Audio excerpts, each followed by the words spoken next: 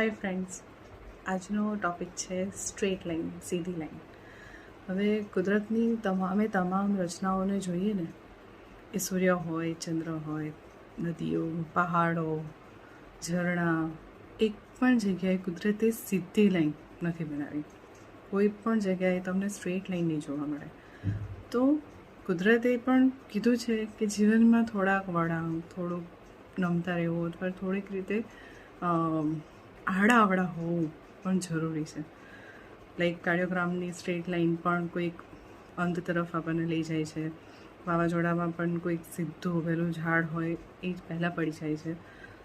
તો ઇનડાયરેક્ટલી કુદરત આપણને સમજાવે છે કે જીવનમાં એકદમ સીધી લાઇનમાં રહેવું જરૂરી નથી, એકદમ સ્ટ્રેટ લાઇનની જરૂર નથી. ક્યાંક વળાંક, ક્યાંક ઉતાર, ક્યાંક ચડાવ, બધું જ પાર્ટ ઓફ લાઈફ છે. Okay, thank you, bye bye.